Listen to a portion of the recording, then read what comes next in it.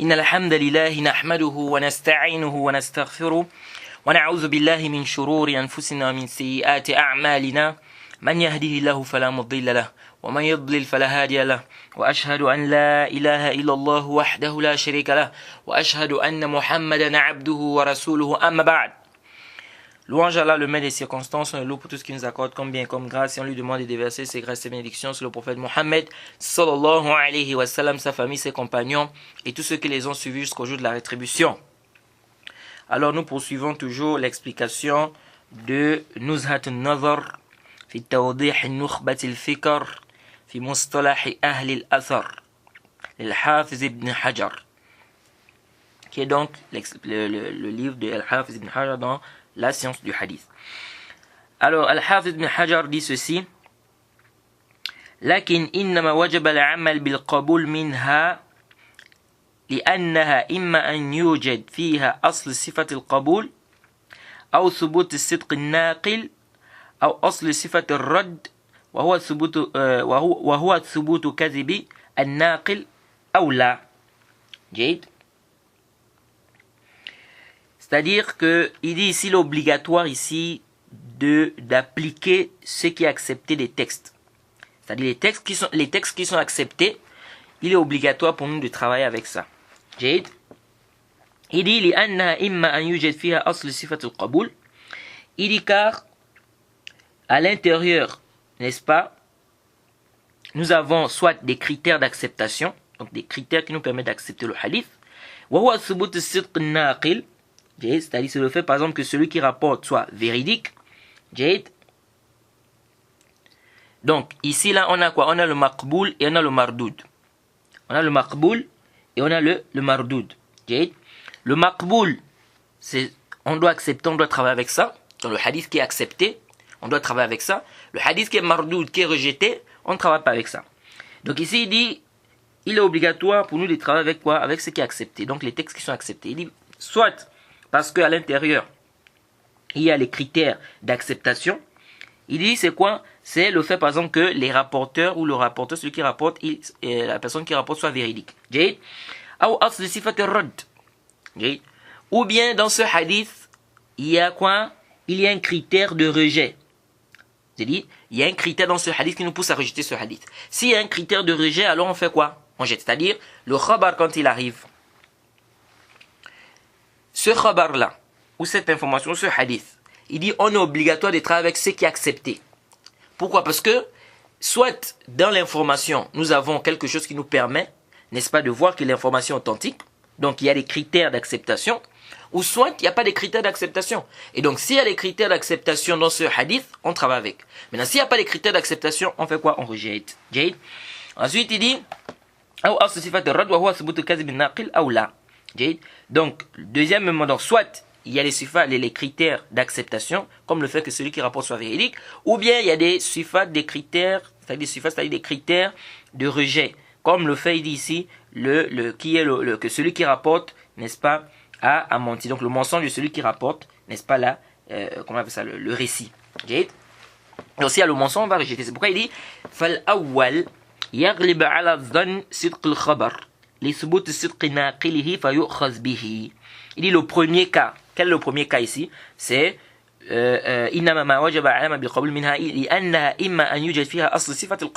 donc c'est le premier ici, c'est celui qui a les critères d'acceptation. Donc le récit qui a les critères d'acceptation. Il dit ce hadith là, ou cette information qui arrive, ou ce hadith qui vient, on travaille avec ça, on accepte ça. Il dit pourquoi? Car la véracité de cette information est plus probable. Jade, du fait que quoi? Que celui qui rapporte ça est véridique. Donc on prend ça. Jade. Ensuite il dit wathani, et le deuxième c'est le mardoud, ce qui est rejeté. C'est celui dont on a ici, où il dit asl sifati rad, ou asl sifati rad, où on a quoi? On a des critères de rejet, comme le fait quoi? Comme le mensonge de celui qui rapporte cette information. Il dit donc wathani, donc le deuxième, yaghlibu ala dhann كذب الخبر لثبوت كذب ناقله فيطرح. Et donc ici le mensonge dans cette information est plus probable, du fait que quoi? Que celui qui rapporte ça est un menteur. Et donc on fait quoi? On rejette l'information. Il dit wassalis, troisièmement, إن وجدت قرينة تلحقه بأحد القسمين التحق. Donc, ce hadith qui arrive, soit on a des dalils clairs que l'information est authentique, les critères sont réunis, les critères d'acceptation sont réunis, on prend. Soit on a des indices ou bien des dalils qui nous montrent clairement que les critères ne sont pas réunis, donc on ne prend pas. Il dit maintenant, troisièmement, in wujida qarinatun tulhiqu bi ahad qismain iltahaqa. C'est-à-dire, si on trouve des indices, n'est-ce pas, qui nous permettent de classer ce récit soit dans la catégorie des hadiths acceptés, soit dans la catégorie des hadiths rejetés, on le fait. Wa illa, il dit sinon, yutawaqqaf fihi إذا توقف عن عمل به صار كالمردود لا لثبوت صفة الرد بل لكونه لم توجد فيه صفة توجب القبول والله أعلم.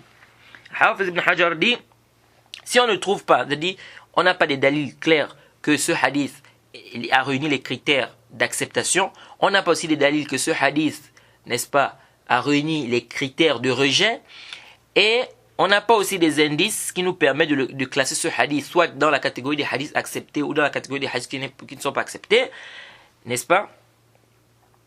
Il dit, si on n'a pas tout ça, on fait le tawaqquf, c'est-à-dire on ne se prononce pas, n'est-ce pas, sur ce hadith. Il dit, le fait qu'on ne, c'est-à-dire on se prononce sur ce hadith, ça veut dire quoi? Ça veut dire qu'on ne travaille pas avec ce hadith. On ne travaille pas avec ce hadith. C'est-à-dire on n'a pas des dalils clairs qui montrent que le hadith est authentique. On n'a pas des hadiths clairs aussi qui montrent qu'il n'est pas acceptable. On n'a pas des indices aussi qui nous permettent de classer ce hadith dans l'une des deux catégories. Jade, il dit à ce moment, qu'est-ce qu'on fait? On fait le tawaqquf, c'est-à-dire on se prononce pas. C'est-à-dire qu'on se prononce pas, c'est-à-dire on ne travaille pas avec ce hadith. Et il dit فَإِذَا تُوقِفَ عَنْ عَمَلْ بِهِ صَارَ كَالْمَرْدُودِ. Et donc si on ne travaille pas avec ça, ça devient comme le mardoud. C'est-à-dire ce hadith devient comme le mardoud. C'est-à-dire il est comme le hadith qu'on a rejeté. Parce qu'on ne travaille pas avec. Là, les subut sifati radd. Il dit, c'est pas parce qu'à l'intérieur, il y a un critère qui nous permet de rejeter le hadith. C'est pas comme si on a dans la chaîne de transmission un menteur. Ça, c'est clair ici. On rejette ce hadith parce qu'on a dans la chaîne de transmission un menteur. Ou bien on a dans la chaîne de transmission quelqu'un, par exemple, qui est Tuhima bil Kazim. On accuse de mensonge, des trucs comme ça. Ici, on rejette le hadith par rapport à cela.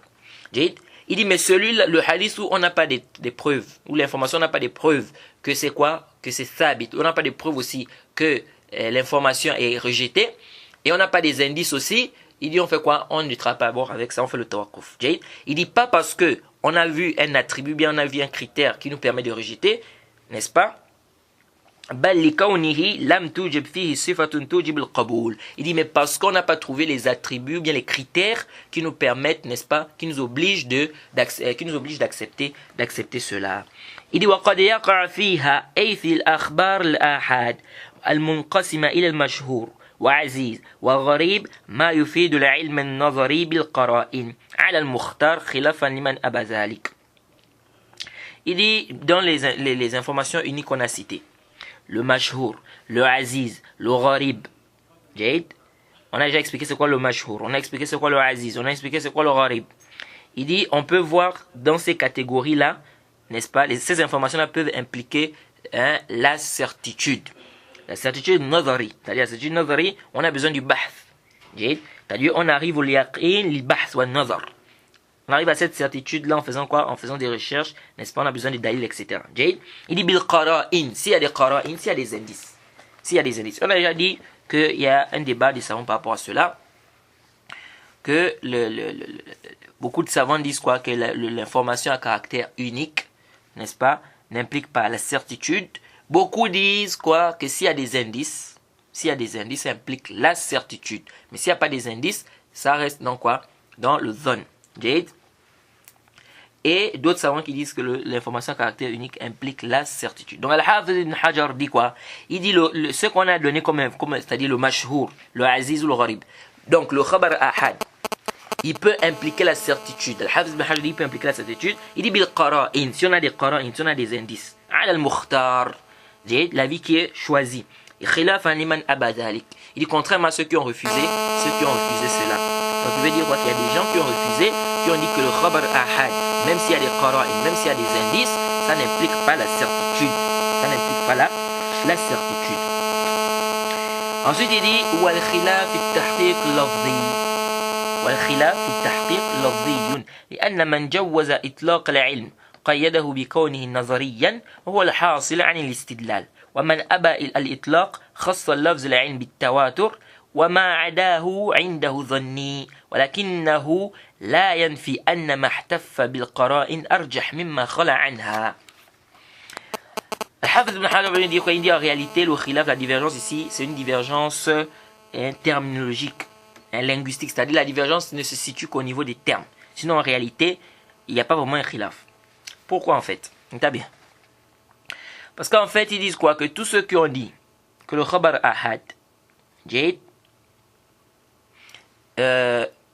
même s'il y a des qara'in, ça implique le ilm, ou ceux qui ont dit que le khabar ahad, ça implique le ilm, la certitude, s'il y a des qara'in, mais ils disent quoi? Mais cette certitude n'arrive pas au degré du mutawatir. C'est-à-dire que le mutawatir, sa certitude, elle est plus par rapport au khabar ahad qui implique quoi? Qui a des qara'in. Et ceux qui ont dit que le khabar ahad, ça n'implique pas la certitude, ils veulent par là quoi? Que ça n'arrive pas au degré du mutawatir. Donc si on prend ces deux paroles là, on va dire que le khilaf c'est juste une terminologie. C'est-à-dire ceux qui ont dit que ça implique la certitude, ça implique la certitude s'il y a des indices, mais ils disent quand même que cette certitude n'arrive pas au degré du mutawatir. Et ceux qui ont dit que ça n'implique pas la certitude, disent quoi? Que ça n'arrive pas au degré du mutawatir.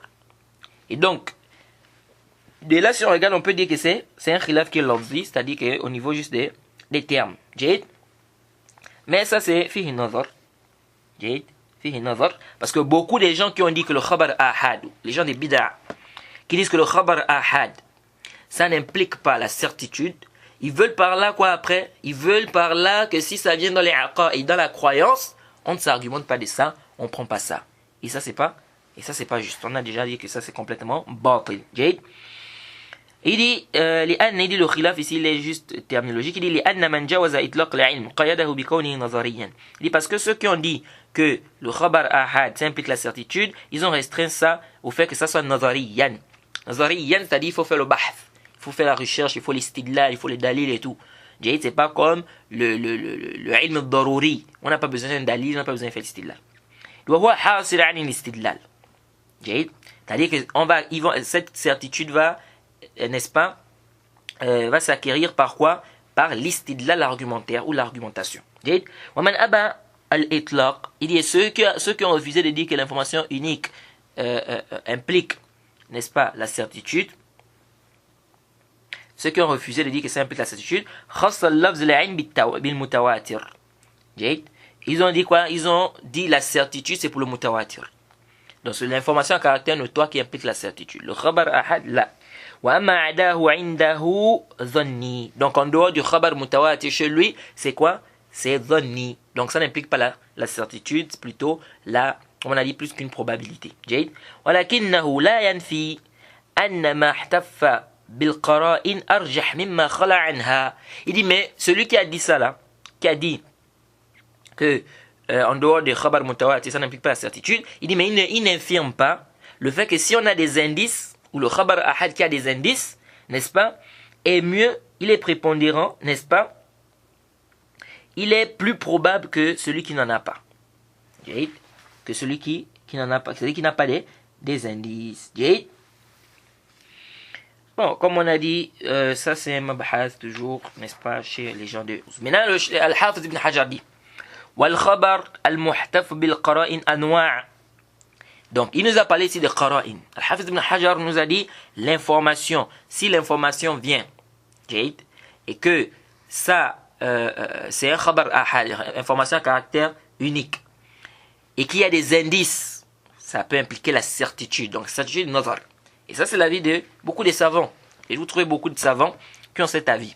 Le Cheikh al-Islam Ibn Taymiyyah, il dit clairement que si le khabar ahad, il y a des qara'in, ça implique la certitude. Ça implique la certitude. Et il a mené plein d'exemples par rapport aux indices. Beaucoup de savants sont dans cet avis. Maintenant, quand Al-Hafiz aussi, il dit ici que si le khabar ahad a des indices, ça implique la certitude. Alors, Al-Hafiz ibn Hajar maintenant va nous parler de ces indices-là. Quels sont ces indices-là? On a dit, si le khabar ahad, l'information à caractère unique, a des indices, ça peut impliquer quoi là? Ça implique la certitude. Mais quels sont ces indices-là? C'est pourquoi il dit ici khabar muhtaf bil qara'in anwa'. Donc l'information qui est, n'est-ce pas, où il y a des indices, c'est en plusieurs catégories. Minha ma akhrajahu ash-shaykhan fi sahihayhima mimma lam yablugh at-tawatur fa innahum yahtaffat bihi al-qara'in. جيد احتفت به قرائن منها. Il dit les hadiths qui sont venus dans Bukhari Muslim, ce qui a été rapporté par Bukhari Muslim. جيد ce qui n'a pas atteint le had du tawatur, c'est-à-dire les hadiths qui sont dans Bukhari Muslim qui n'ont pas atteint le degré de l'information à caractère notoire. جيد il dit ces informations là ou ces hadiths là, ça il y a des qara'in. Et donc, comme il y a des qara'in, ça implique la certitude. Donc, les hadiths qui sont dans Bukhari et Muslim, c'est pourquoi beaucoup de savants qui ont dit l'information à caractère unique, comme Cheikh Islam Ibn Taymiyyah et bien d'autres, que l'information à caractère unique, ça implique la certitude s'il y a des indices. Ils te disent que, comme quoi, comme le fait que ça soit rapporté dans Bukhari et Muslim.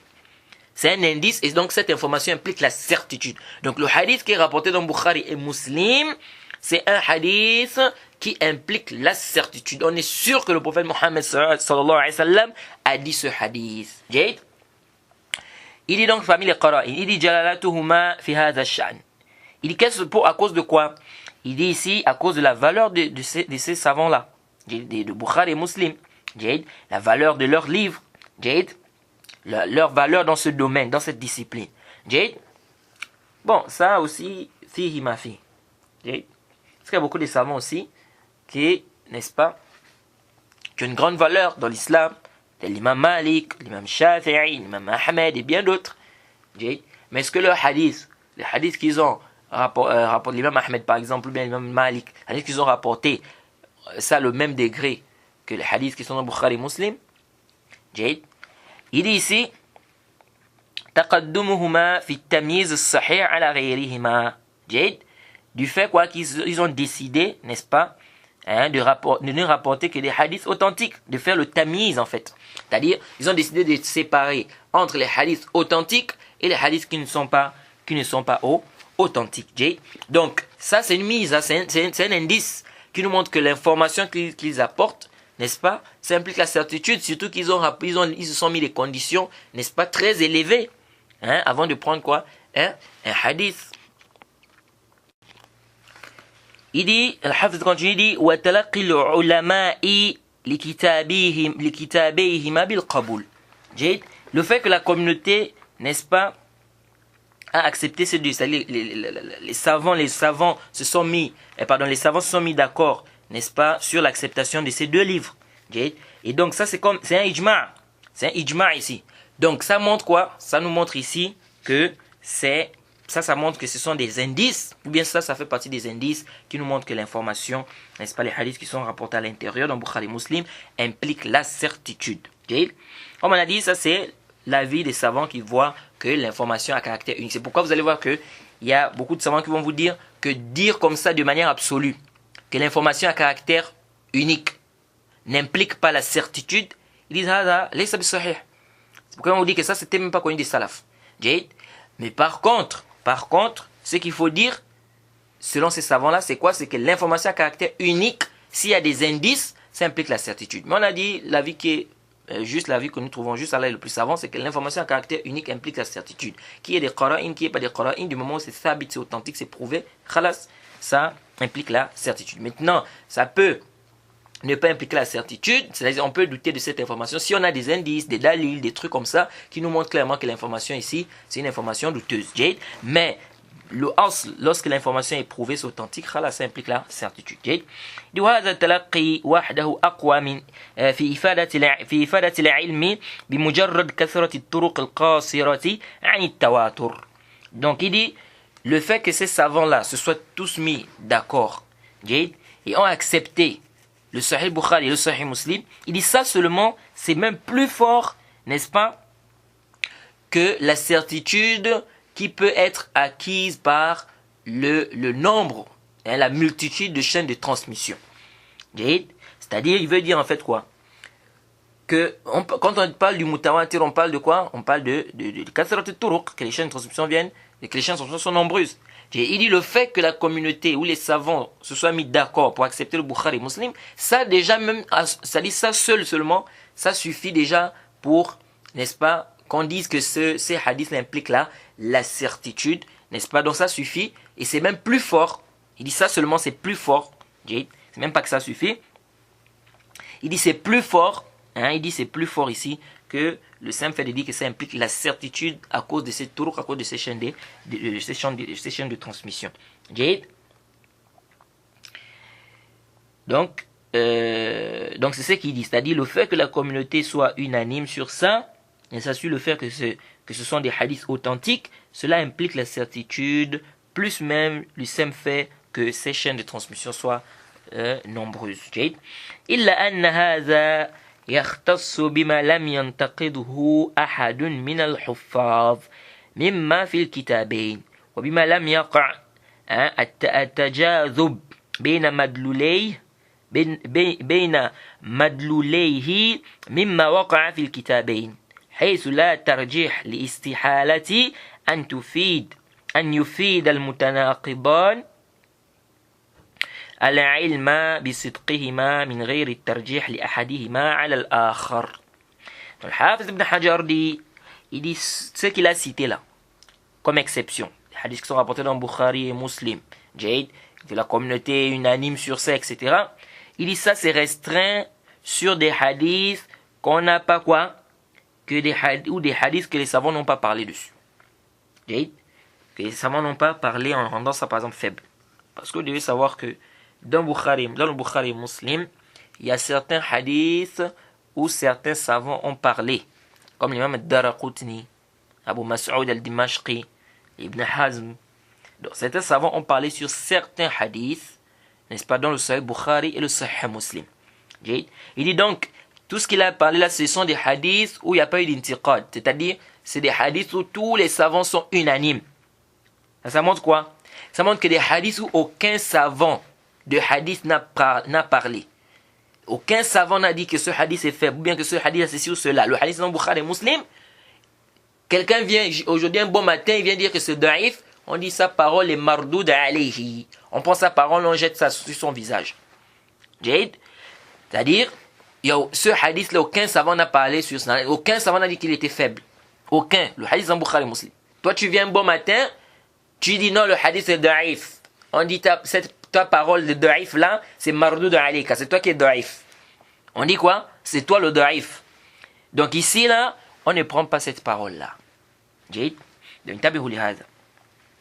Donc ici, Al-Hafid ibn Hajar dit ça, c'est ce qu'il est en train de citer là, c'est ce qui est restreint. C'est restreint à quoi? Au hadith dont tous les savants sont unanimes sur son authenticité. Ça c'est un. Il dit deux. وبما لم يقع التجاذب بين مدلوليه مما وقع في الكتابين حيث لا ترجيح لاستحالة أن يفيد متناقضان العلم بصدقهما من غير الترجيح لأحدهما على الآخر. Il dit aussi, on accepte aussi des hadiths. On accepte les hadiths. Là, Ibn Hajar dit, il accepte ici les hadiths où il y a eu l'intiqad. Donc les hadiths où il y a eu des débats des savants. C'est authentique ou c'est pas authentique. Ça c'est un. Deux. Des hadiths où il dit quoi? Il y a un ta'arud, c'est-à-dire il y a un semblant de contradiction entre les deux textes. Il dit, et au point où on n'arrive pas à faire un tarjih. Il dit parce que c'est pas possible que les deux textes en contradiction impliquent quoi? Soient vrais. Bon, ça c'est quoi? Ça c'est nazari en fait. Parce qu'il n'y a pas deux hadiths authentiques qui se contredisent ou qui semblent se contredire et on ne peut pas trouver un terrain d'entente, on ne peut pas faire un tarjih. Là, est-ce que vous voyez? C'est pourquoi ça là, c'est quelque chose qui est parfois c'est nisbi. C'est pas pour mujtahid, c'est pas pour savant. Tel savant peut-être peut voir par exemple qu'il y a un ta'arud. Déjà le ta'arud, il n'y a pas de ta'arud dans le wahi, il n'y a pas de contradiction dans le wahi. Dans la révélation, il n'y a pas de ta'arud. Comme a dit Ibn Qayyim, il dit que les contradictions, n'est-ce pas, les ishkalat et tout ça, c'est dans les afham, c'est dans les compréhensions. Mais dans les paroles du prophète, qui sont authentiques, il n'y a pas de contradiction. Et s'il y a un semblant de contradiction dans deux textes, on doit faire quoi? On doit chercher à trouver un terrain d'entente entre les deux. Et ça, c'est l'avis qui est juste. C'est-à-dire, on doit d'abord faire le jama'. C'est pourquoi on dit al-jama' awla min at-tarjih. al-jama' ou la min al-tarjih. C'est-à-dire, si on a deux textes qui semblent se contredire, trouver un terrain d'entente entre les deux textes prévaut sur le fait de faire précéder l'un sur l'autre. Ça, c'est l'avis qui est juste des savants de Usul. Même si les Hanafiya, parce que c'est un khilaf, la majorité des savants sont de cet avis que le jama' ou la min al-tarjih, les Hanafiya sont allés à dire que non, le tarjih muqaddam ala al-jama'. Le tarjih, on fait précéder sur le jama'. Ce n'est pas ici le débat. Peut-être on va en parler de ça si on fait, n'est-ce pas, un livre dans la science des usul, c'est-à-dire les fondements de la jurisprudence islamique. Mais sachez que l'avis qui est juste, n'est-ce pas, c'est l'avis de la majorité des savants qui dit quoi? Que si on a deux textes qui semblent se contredire, trouver un terrain d'entente entre les deux textes prévaut sur le fait de faire précéder l'un sur l'autre. Donc, al-jama' ou la min al-tarjih. Maintenant, si on n'arrive pas à faire le jama', en ce moment on passe au tarjih. On passe au tarjih, c'est-à-dire on fait précéder un texte sur l'autre. Et les turuq de tarjih c'est vraiment nombreux. On a plusieurs moyens pour faire le tarjih. On a plusieurs moyens pour faire le tarjih. Et certains savants ont dit que c'est plus de 200. Est-ce que vous voyez? Plus de 100, pardon. 200, c'est même plus de 100. Donc, si c'est plus de 100, comment on peut dire qu'on ne peut pas faire un tarjih?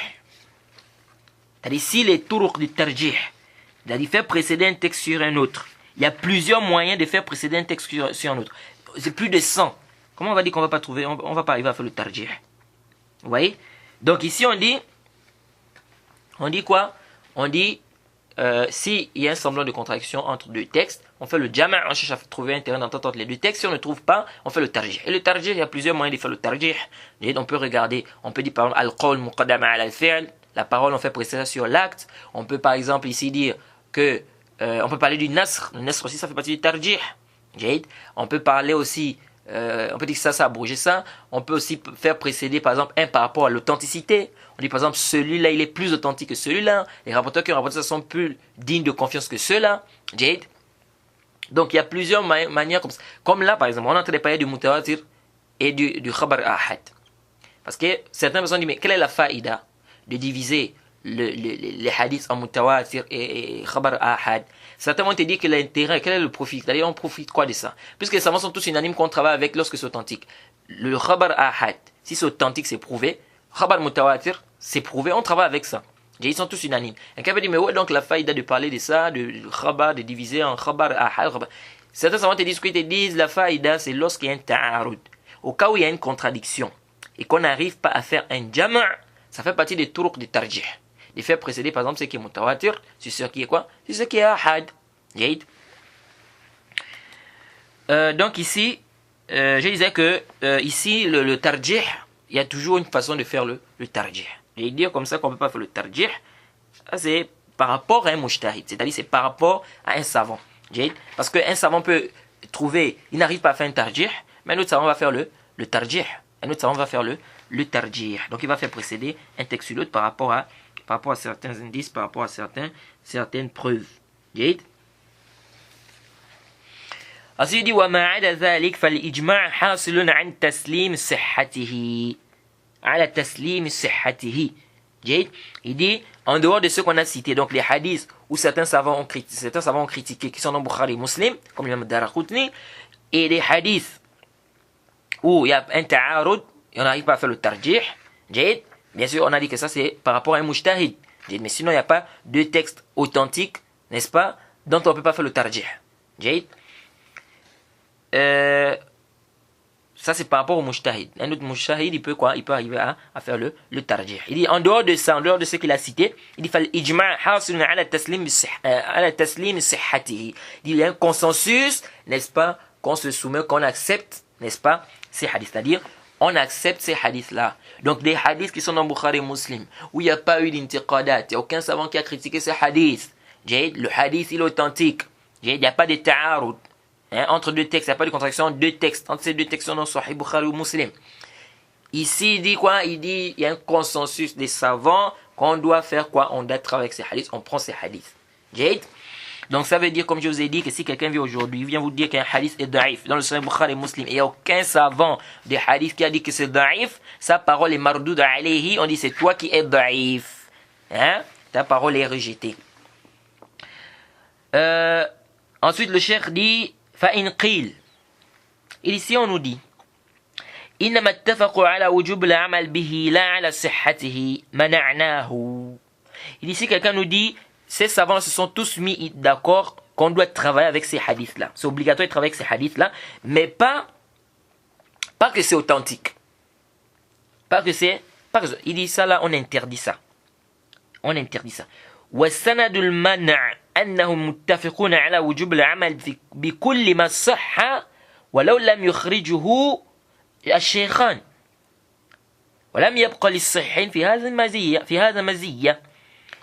Al-Hafiz dit quoi? Si quelqu'un vient, il dit, ils se sont mis d'accord qu'on peut travailler avec ça, mais ça ne veut pas dire que c'est authentique. Parce qu'on te dit non, on peut travailler avec des textes même si ce n'est pas authentique. Ils se sont tous mis d'accord qu'on peut travailler avec ça, mais c'est pas authentique. Il dit ça, on interdit ça, c'est pas juste. Il dit le dalil, c'est-à-dire, on se base sur quoi pour dire ça, pour interdire ça, pour dire que c'est pas juste. Il dit parce que les savants sont tous unanimes aussi qu'on doit travailler, n'est-ce pas, avec tout ce qui est venu de manière authentique. Pardon, avec tout ce qui est venu de manière authentique, même si c'est pas dans le Sahih. C'est-à-dire, les savants sont unanimes que ce qui n'est pas venu dans Bukhari et Muslim. Si c'est authentique, on doit travailler avec ça. Il dit donc, ça veut dire quoi? Ça veut dire que le Sahih, Bukhari et Muslim n'a plus de maziyya, ça n'a plus de particularité. Donc, où est alors la particularité de Bukhari et Muslim? Parce que même ce qui n'est pas venu dans Bukhari et Muslim, et que si c'est authentique, c'est obligatoire de travailler avec. Il dit والإجماع حاصل على أن لهما مزية فيما يرجع إلى نفس الصحة. Il dit le ijma' des savants ici, c'est que Bukhari et Muslim ont une particularité. C'est par rapport à quoi ça repart ici au nafs as-sihha, c'est-à-dire l'authenticité de leur hadith. L'authenticité de leur hadith, c'est-à-dire que leurs hadiths sont les hadiths les plus authentiques. Pourquoi? Parce que c'est des hadiths qui sont rapportés, n'est-ce pas? Ils ont mis des conditions élevées par rapport à ces hadiths-là. Et puis nous disons aussi, ils se sont mis d'accord d'appliquer cela quand ils ont vu que c'était authentique. C'est-à-dire, on ajoute aussi que les savants se sont mis d'accord de travailler avec ces hadiths-là parce qu'ils ont vu que c'est authentique. Donc, comment tous ces hadiths-là, vous allez venir dire non, ils se sont mis d'accord juste de pratiquer, de travailler avec ces hadiths-là, mais c'est pas au niveau de l'authenticité. هذا كلام ليس بصحيح البتة. ومما صرح بإفادة ما خرجه الشيخان العلم النظري الأستاذ أبو إسحاق الإسفرائيني. On dit, il fait partie des imams des Shafi'iyya. Et il dit, parmi les gens qui ont dit clairement que ce qui est rapporté dans Bukhari et Muslim, ça implique la certitude nazari. La certitude nazari, on a dit quoi? C'est ce qui demande quoi? Recherche et un bahth. Donc ça implique la certitude nazari. Il dit, Oustaz Abu Ishaq al-Isfaraini. ومن أئمة الحديث أبو عبد الله الحميدي وأبو فضل بن طاري وغيرهما. Il dit donc, ceux-là, Abu Abdullah al-Humaydi, Abu Fadl ibn Tari, tout ce monde-là, ils ont dit quoi? Ils ont dit que les hadiths qui viennent dans Bukhari et Muslim impliquent la certitude. ويحتمل أن يقال المزية المذكور كون أحدهما الصح الصحيح. Il dit, et ça aussi c'est ce qu'a dit Sheikh al-Islam Taymiyyah ibn Qayyim. Ils ont dit les hadiths qui sont dans Bukhari et Muslim, ça implique la certitude. Ça implique la certitude. Il dit, on peut aussi dire quoi, que la particularité que ceux-là ont, c'est le fait que leurs hadiths soient plus authentiques, ou soit les hadiths les plus authentiques. Il dit, ومنها المشهور إذا كانت له طرق متباينة سالمة من ضعف الرواة والعلل. Donc, minha, c'est-à-dire, min al-qara'in. Donc, le cheikh nous cite ici les indices qui nous montrent que le hadith, il implique la certitude.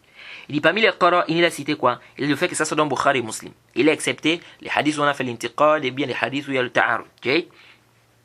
Il dit, parmi les qara'in aussi, al-mashhur. Le mashhur. Il dit, si ça a des turuq et que c'est quoi? C'est dépourvu de faiblesse.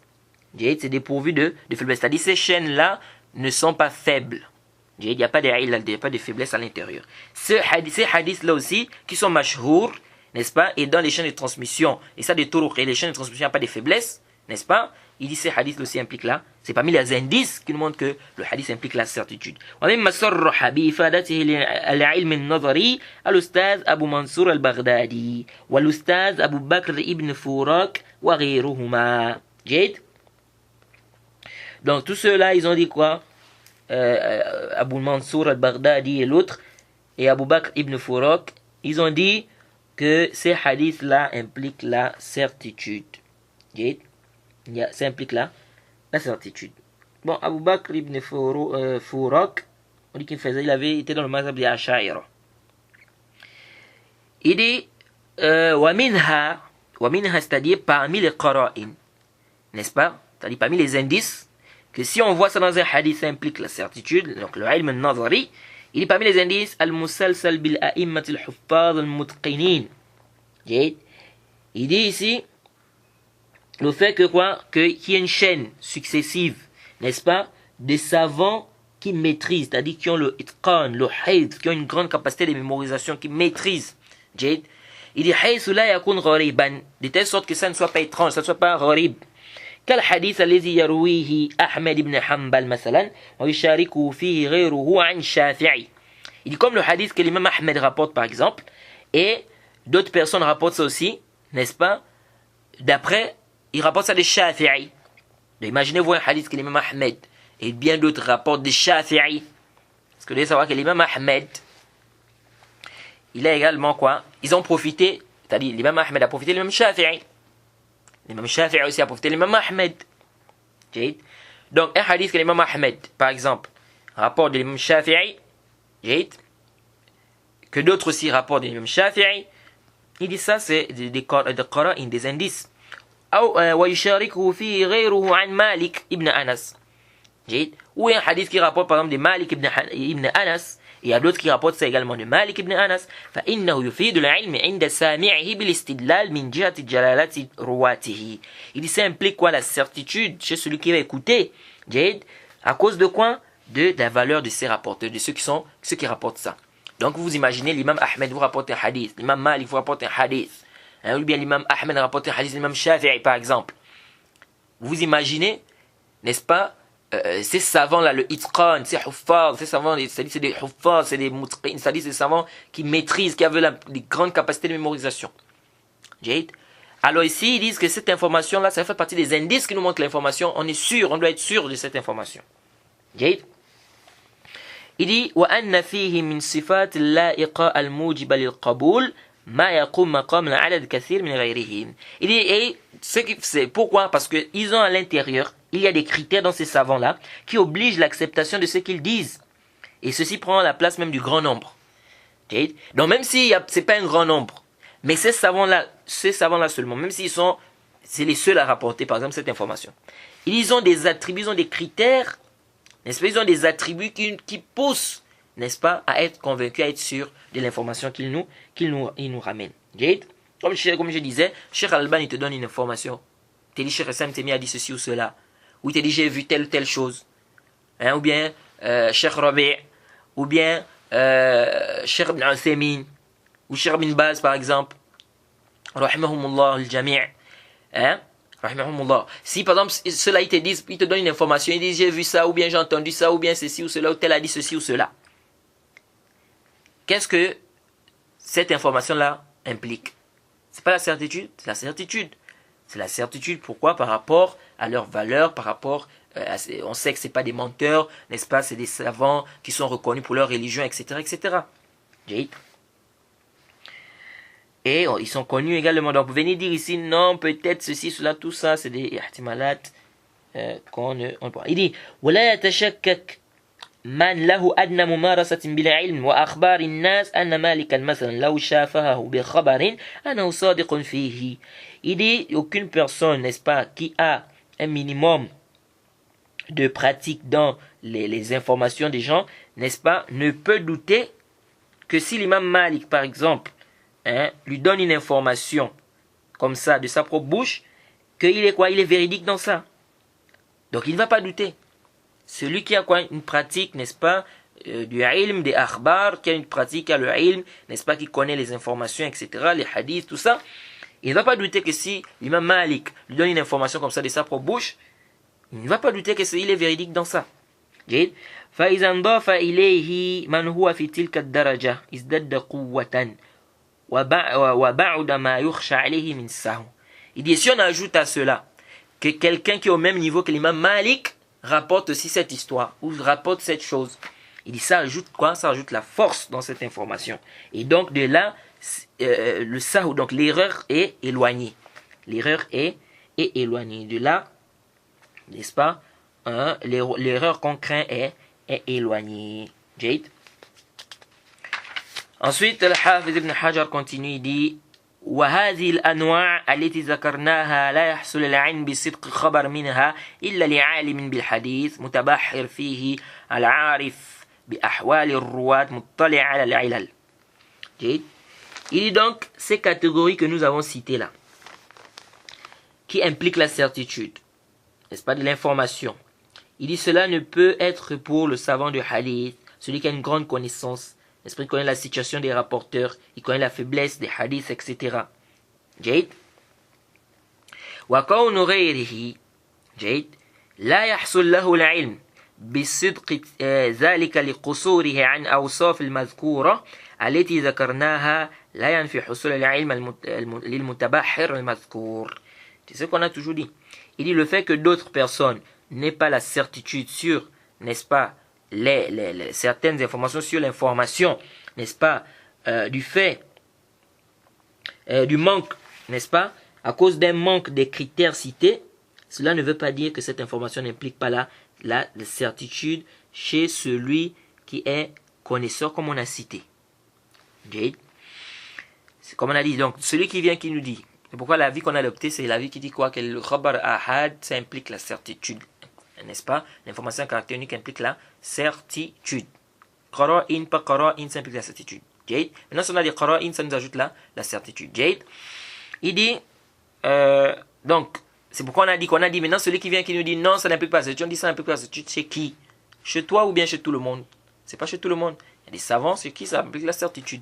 Donc, si chez toi, ça n'implique pas la certitude, c'est pas chez tout le monde. Donc, le fait que certaines personnes, n'est-ce pas, ça n'implique pas la certitude chez eux. Est-ce que ça veut dire que l'information en elle-même n'implique pas la certitude? C'est pourquoi le Hafiz ibn Hajar dit, ici, si ça n'implique pas la certitude chez certaines personnes, à cause d'un manque de critères, etc., il dit, ça ne veut pas dire quoi? Que ça n'implique pas la certitude chez le savant ou le connaisseur, n'est-ce pas, celui qu'on a cité.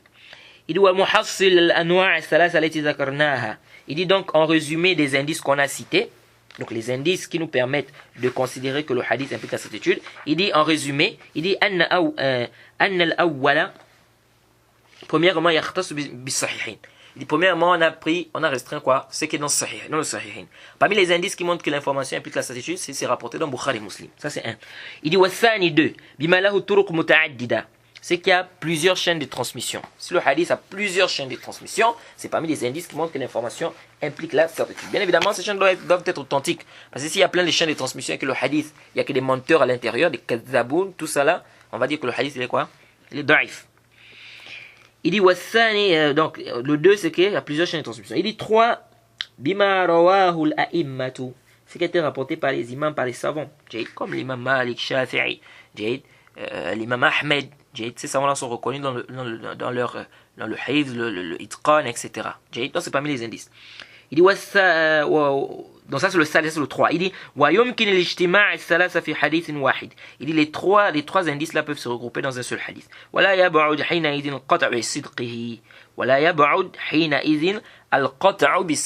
Il dit de là, donc, c'est pas loin de dire qu'on est sûr que cela est vrai. Wallahu a'lam. Allah est le plus savant.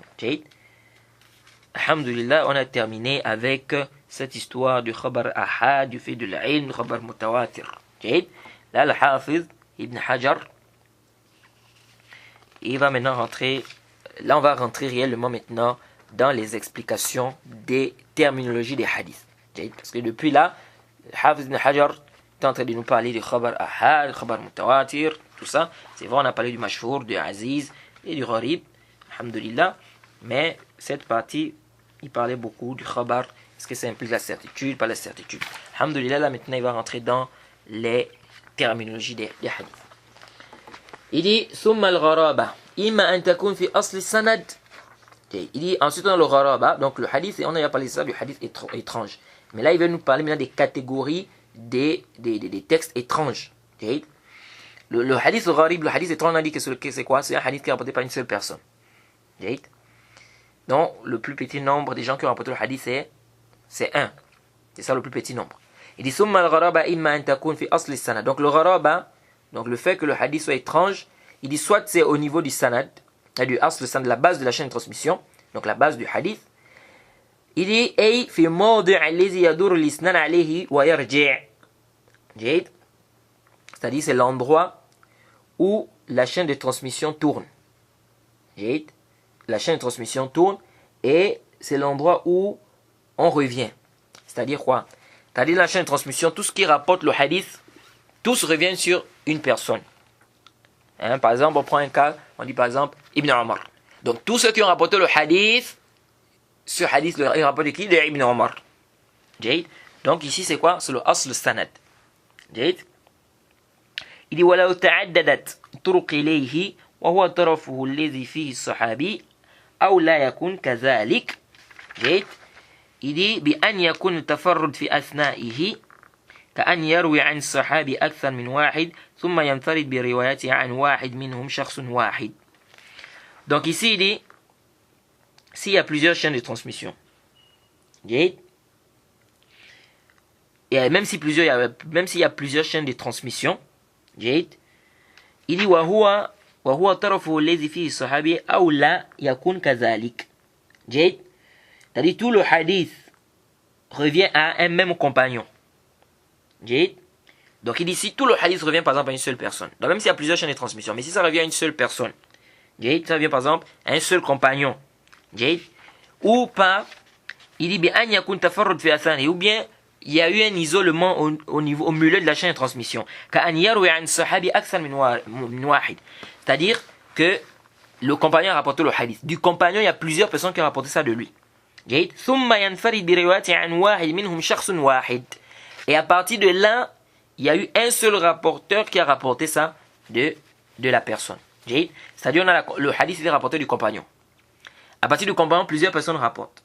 Parmi les gens qui ont rapporté là, il y a un qui a des toulabs, des étudiants. Et il y a un de ces étudiants qui est le seul qui rapporte ça de lui. Alors, un exemple pour que ça soit simple. On a par exemple Abu Huraira. À partir d'Abu Huraira, plusieurs personnes rapportent. Parmi les gens qui ont rapporté d'Abu Huraira, on a par exemple quelqu'un qui s'appelle Ibrahim. Ibrahim là, il a plusieurs étudiants. Mais de tous ces étudiants, il n'y a qu'un seul qui rapporte de lui. On sait qu'Al-Hafz nous fait comprendre ici. Il dit Fal-awwal al-fard mutlaq. Le premier c'est le fard mutlaq. C'est quoi le fard mutlaq? C'est l'isolement absolu. On a déjà expliqué. C'est-à-dire que ici, il y a tout le hadith tourne qu'autour d'une seule personne. Donc un seul compagnon par exemple. C'est-à-dire qu'il n'y a pas d'autre compagnon qui a rapporté ce hadith. C'est le seul compagnon qui a rapporté ça. Ça c'est le fard mutlaq. Et on a déjà expliqué que le fard mutlaq ou le gharib mutlaq, c'est le fait quoi? Qu'il y a le gharaba au niveau du mat et au niveau du isnad. Donc s'il y a un isolement au niveau du matn, au niveau du isnad, au niveau du mat, c'est-à-dire que le hadith n'est rapporté que d'un seul compagnon. Il n'y a aucun compagnon qui rapporte ce hadith. Et au niveau du isnad, ça veut dire qu'il y a par exemple un rapporteur qui s'est isolé, n'est-ce pas, parmi les étudiants d'un cheikh qui est dans la chaîne de transmission, il y a un rapporteur qui est dans la chaîne de transmission. Ça c'est le fard de mutlaq. Il dit qu'un hadith nahi an bay'il wala wa an hibatihi tafarrada bihi Abdullah ibn Dinar an ibn Omar. Il dit comme le hadith, n'est-ce pas, de nahi an bay'il wala wa hibatihi. Il dit Abdullah ibn Dinar est le seul qui a rapporté ça d'Ibn Omar. Wa qad yanfarid bihi rawin an dhalika al-munfarid. Il dit ce rapporteur là qui rapporte là, qui est le seul qui rapporte ici, un autre rapporteur peut aussi s'isoler avec ce hadith. Donc un autre aussi peut être le seul à rapporter ça de lui. Hadith Shu'ab al-Iman, comme le hadith qui parle des branches de la foi. Tafarrada bihi Abu Salih an Abi Hurairah. Abu Salih est le seul qui a rapporté ça d'Abu Hurairah. Wa tafarrada bihi Abdullah ibn Dinar an Abi Salih. Et Abdullah ibn Dinar est le seul qui a rapporté ça d'Abu Salih. Il dit wa qad yastamir at-tafarrud fi jami'i ruwatihi aw aktharihim. Il dit le tafarrud, l'isolement ici peut se répéter. Il peut continuer comme ça dans toute la chaîne de transmission ou bien la majorité. N'est-ce pas? Ou une grande partie, pardon, de la chaîne de transmission. Donc il peut avoir un rapporteur, c'est de lui, il n'y a qu'une seule personne qui a pris le hadith, de celui-là aussi, il n'y a qu'une seule personne qui a pris, de celui-là aussi, il n'y a qu'une seule personne qui a pris, de celui-là aussi, il n'y a qu'une seule, même jusqu'à la fin. Il dit, وفي مسند البزار والمعجم الأوسط للطبراني من أمثلة كثيرة لذلك. Il dit dans le Musnad du Bazzar, le Mu'jam al-Awsat de l'imam al-Tabarani, il y a beaucoup d'exemples, n'est-ce pas, de ce genre. Beaucoup d'exemples de ce genre, c'est-à-dire du fard de mutlaq qu'il a expliqué là. Il dit والثاني الفرد النسبي سمي بذلك لكون تفرد فيه حصل بالنسبة إلى شخص معين وإن كان الحديث نفسه مشهور. جيد. Il dit on a مشهورا pardon. Il dit on a le fard nisbi. Le fard nisbi, on a déjà expliqué, c'est un isolement qui est relatif. Jade, c'est-à-dire au niveau d'un cher. Parmi ces toulab, il y a un qui est le seul qui a rapporté ça de lui par exemple. Jade. Il dit سمي بذلك لكون تفرد فيه حصل بالنسبة إلى شخص معين. Il dit pourquoi on a appelé ça comme ça? Il dit parce qu'il y a eu un tafarrud, n'est-ce pas, par rapport à un cher précis. Par rapport à un prof de manière précise. Donc c'est un cher, n'est-ce pas, dans la chaîne de transmission, c'est tout là, il y a un qui a fait le tafarrud. Même si le hadith en lui-même il est mashhur, il est connu. C'est pourquoi on a dit que le fard nisbi ou le gharib nisbi, c'est quoi? C'est au niveau du isnad, mais le matn il est connu, il est rapporté dans d'autres hadiths. Il est rapporté par d'autres rapporteurs. Mais si le gharab ici c'est au niveau du isnad, au niveau du matn, ce hadith on dit qu'il est gharib mutlaq. Ensuite, le Hafiz continue, il dit وَيَقِلُّ إِطْلَاقُ الْفَرْضِ عَلَيْهِ. Donc c'est rare qu'on appelle ça fard. Ce qui est plus utilisé, c'est gharib. Gharib mutlaq, gharib nisbi. Mais c'est rare qu'on utilise fard. لأن الغريب والفرد مترادفان لغة واصطلاحا. Il dit pourquoi? Parce que le gharib et le fard, il dit c'est des synonymes. C'est des synonymes. Donc on peut dire fard mutlaq, fard nisbi. On peut dire gharib mutlaq et gharib nisbi. جيد إلا أن أهل هذا الاصطلاح جيد غايروا بينهما من حيث كثرة الاستعمال وقلته. Il dit sauf que les gens de cette terminologie ont fait une différence entre les deux, n'est-ce pas, par rapport à l'utilisation. جيد par rapport à l'utilisation, ce qui est plus utilisé, ce qui est moins utilisé. جيد فالفرد أكثر ما يطلقونه على فرد مطلق. Donc le plus souvent ils utilisent le mot fard pour parler du fard mutlaq, l'isolement absolu. On a déjà expliqué ça veut dire quoi. Donc, le plus souvent quand ils veulent parler de l'isolement absolu, ils utilisent le mot fard. Et le plus souvent, ils utilisent le mot gharib lorsqu'ils veulent parler de l'isolement relatif. Lorsque l'isolement est relatif, ils utilisent le plus souvent le mot al-gharib. Et lorsque l'isolement est absolu, ils utilisent le fard. Ils utilisent le mot fard, donc fard mutlaq. L'isolement absolu, c'est-à-dire au niveau du matn, au niveau de la chaîne du contenu du hadith et au niveau de la chaîne de transmission. Fard nisbi au niveau de la chaîne de transmission, donc une partie de la chaîne de transmission. Et on a déjà vu qu'il y a un khilaf. Est-ce que un hadith peut être gharib au niveau du matn et ne pas être au niveau du isnad? On a expliqué, on a dit que l'avis qui était juste, c'est quoi? C'est qu'un hadith ne peut pas être gharib au niveau du matn, au niveau du contenu, au niveau du récit, sans être gharib au niveau du isnad. Mais nous trouvons un hadith qui peut être gharib au niveau du isnad sans l'être au niveau du matn. Et c'est ce qu'on appelle le gharib nisbi. جيد. Il وهذا من حيث إطلاق الاسم عليهما. جيد. Ça c'est par rapport à l'appellation qu'on donne, n'est-ce pas, à ces deux choses-là. جيد. وأما من حيث استعمالهما وأما من حيث استعمالهما الفعل مشتق فلا يفرقون فيقولون في المطلق والنسبي تفرد به فلان أو أغرب به فلان. Il dit mais quand on va parler maintenant du verbe, n'est-ce pas, par rapport à l'origine du verbe où le verbe est tiré, il dit ils ne font pas la différence entre le mutlaq et le nisbi. Ils disent quoi? Ils disent tafarrada bihi fulan wa aghraba bihi fulan. Donc ils utilisent le mot tafarrud quand on parle du verbe. Ils disent tafarrada bihi fulan, aghraba bihi fulan, que ça soit le fard, que ça soit le mutlaq. Ils ne font pas la différence entre les deux ici. وقريب من هذا اختلافهم في المنقطع والمرسل هل هما متغايران أو لا. Ils disent la même chose, la divergence, il y a une divergence entre le munqati' et le mursal.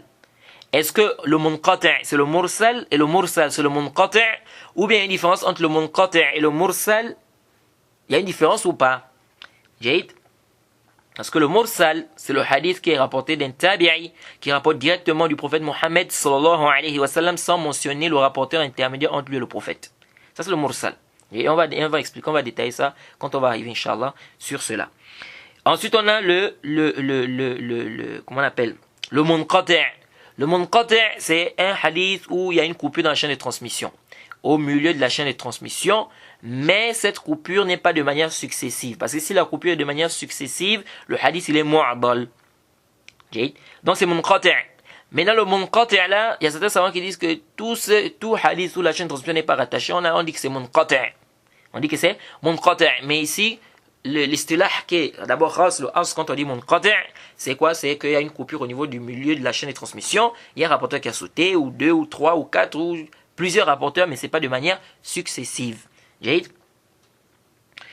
Donc il dit ici, est-ce que le mursal et le munqati' c'est pareil? C'est-à-dire, est-ce qu'on peut dire ça c'est mursal et ça c'est munqati'? C'est-à-dire, est-ce qu'on peut appeler le munqati' mursal et le mursal munqati'? Il dit ici, فأكثر محدثين على التغاير. جيد على التغاير. Il dit la majorité des savants des hadiths disent qu'il y a une différence entre le munqati' et le mursal. Il dit ولكنه عند إطلاق الاسم. جيد عند إطلاق الاسم. Il dit, mais il y en a qui disent c'est par rapport au nom, n'est-ce pas, lorsqu'on donne l'appellation, il dit, ils disent quoi? أما عند استعمال الفعل. Donc ils disent quoi? Ils disent على التغير لكنه عند إطلاق الاسم. جيد. Ils disent en fait, certains savants des hadiths, il dit la majorité des savants des hadiths disent qu'il y a une différence lorsqu'on veut quoi? Lorsqu'on veut parler du ism, du nom. Donc on fait une différence entre le munqati' et une différence entre le mursal. Il dit وأما عند استعمال الفعل المشتق فيستعملون الإرسال فقط. فيقولون. Il dit mais quand on veut parler du verbe, جيد فعل مشتق, le verbe qui est tiré de ça, il dit يستعملون الإرسال فقط فيقولون. Ils utilisent le irsal. Ils utilisent juste le irsal. Ils disent أرسله فلان سواء كان ذلك مرسلا أو منقطعا. Donc ils disent أرسله فلان, que ça soit mursal, donc que c'est un tabi'a qui rapporte directement du prophète sans mentionner le rapporteur intermédiaire entre le prophète, ou que ça soit munqati'an, c'est-à-dire qu'il y a une coupure au milieu de la chaîne de transmission, mais dont ce n'est pas de manière successive. Donc pour parler du munqati', ils disent quoi? Ils disent arsalahu fulan. Donc tel, n'est-ce pas, a rapporté ça comme ça. Donc ils utilisent, quand il s'agit du verbe, parfois ils utilisent le irsal, n'est-ce pas, ici pour parler du munqati'. Il dit ومن ثم أطلق غير واحد مما لم يلاحظ المواقع استعماله على كثير من المحدثين هم لم يغايرون بين المرسل والمنقطع. Le Hafiz ibn Hajar dit quoi? Il dit de là certaines personnes qui n'ont pas fait attention, qui n'ont pas bien observé l'emplacement de ces utilisations-là, ils ont dit que beaucoup des savants des hadiths, n'est-ce pas, ne font pas la différence entre le mursal et le munqati'. Il dit walaysa kazalik. Il dit c'est pas juste.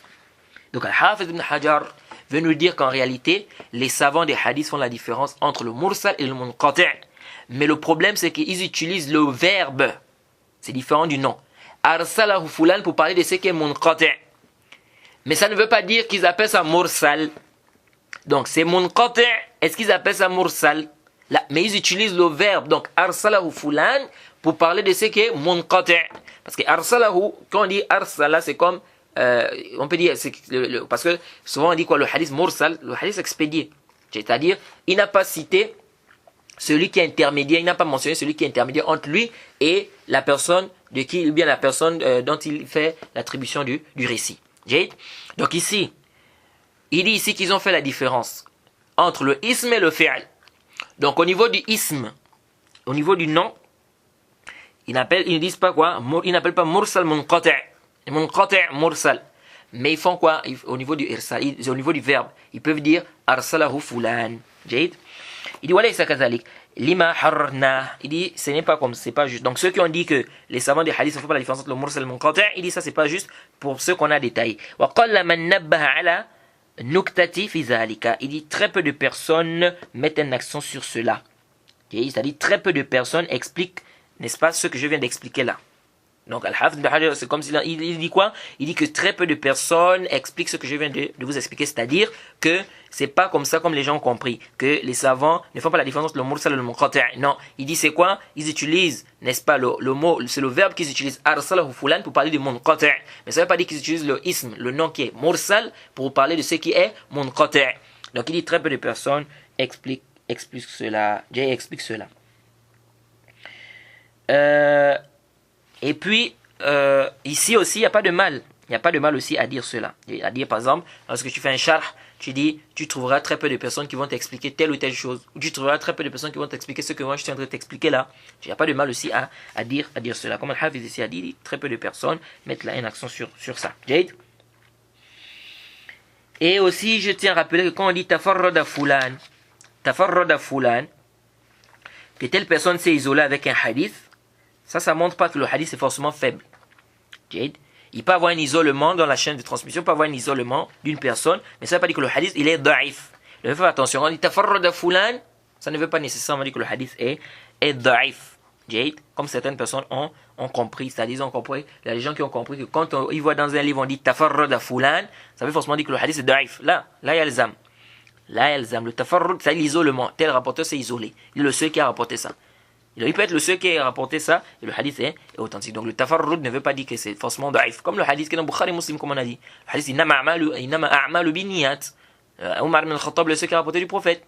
Al-Qam ibn Waqqas c'est le seul qui a rapporté de Omar. Mohamed ibn Ibrahim al-Taymi le seul qui a rapporté ça de Al-Qam ibn al-Waqqas. Al-Taymi, al-Laythi et Yahya ibn Sa'id al-Ansari, le seul qui a rapporté ça de Mohamed ibn Ibrahim al-Taymi. Donc pourtant il y a eu un isolement ici, tafarrud fulan, mais est-ce que si on dit que le hadith il est da'if? Non. Donc le tafarrud ne veut pas forcément dire que le hadith il est da'if ou bien que le hadith il est shaz. Donc l'isolement ne montre pas, ne nous prouve pas que le hadith il est da'if ou bien il est shaz. Il faut quoi? Il faut regarder les autres indices, etc. Est-ce qu'il y a eu mukhalafa, est-ce qu'il n'y a pas eu mukhalafa, etc. qui a rapporté le hadith. Il y a plusieurs indices et quand on va parler du mabhas du shaz, Inch'Allah on va revenir sur ce point-là. Donc je pense qu'on va s'arrêter ici, on a fini cette partie et le prochain cours Inch'Allah on va rentrer dans le hadith sahih. C'est quoi un hadith sahih? À quel moment on dit qu'un hadith est sahih? On s'arrête ici, on demande qu'Allah nous facilite et on espère qu'on va arriver à clôturer, à finir ce livre. C'est quand même long, mais on demande qu'Allah nous facilite. Wa subhanaka Allahumma bihamdik wa ashhadu an la ilaha illa anta astaghfiruka wa atubu ilayk.